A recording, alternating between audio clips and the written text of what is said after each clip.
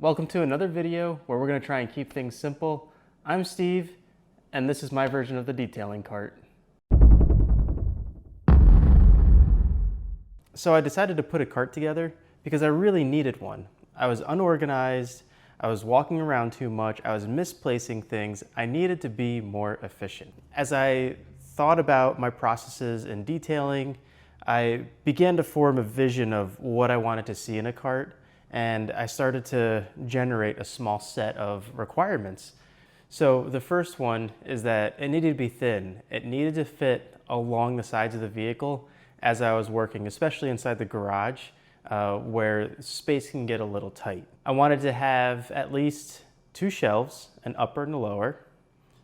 The upper shelf, and preferably the lower shelf as well, would have a lip.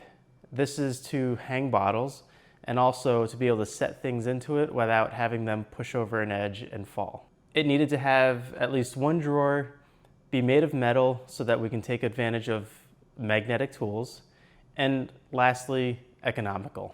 So finding a cart that hit those requirements was pretty easy. Harbor Freight, they had what I needed.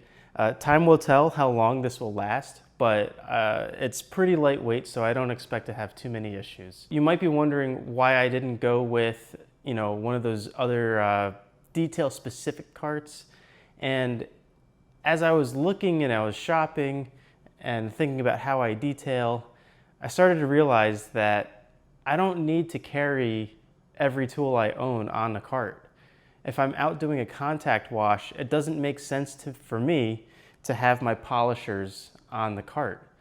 And so that started to generate another idea in that I wanted the cart to be modular. In order to have a cart that is modular and can transform throughout the process, we needed to keep this workspace clean. So that was the next thing.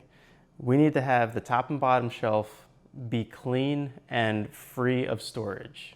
With this open space here, I can grab a basket that has my interior cleaning tools and set it in here.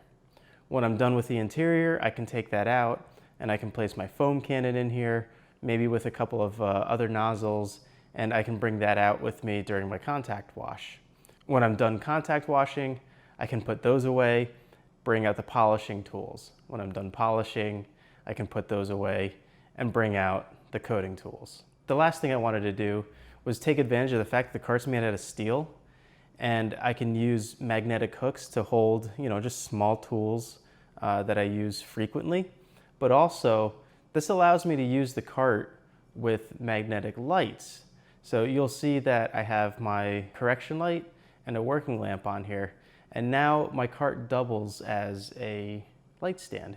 So that means as I go around the car, I don't have to move tripods, I don't have to go over extension cords for my working lamps. It's all right here on the cart. It makes it super easy. I can put the light basically wherever I want on the cart in a bunch of various positions and adjust my lighting as needed. On the cart, I also have green and yellow tape on here. That's to tell me what side of the cart I'm on.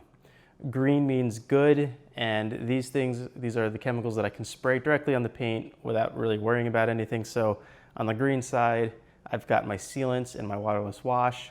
On the yellow side, I used yellow because it kind of reminds me of caution tape. So here I've got my iron remover, panel prep, and crystal wash for pre-spraying a car. Inside the drawer, we don't have anything fancy here, just a couple of tire applicators, some towels, and some tools that I use during the details. We also have a timer. I use timers frequently, both to budget my time, and also that's how I keep track of coatings as they flash off. I didn't really have to make any modifications to this cart, which was nice. The only thing that I did do was I moved the handles up one notch on the mounting holes. It didn't really affect the strength here because I keep this cart light. But what it did help with is letting the spray bottles slide into position without catching on the handles. That is my version of the detailing cart. I really hope you enjoyed this video. I hope that you've learned something or you can take something away from this video. Again, this is what works for me. What works for you might be a little bit different.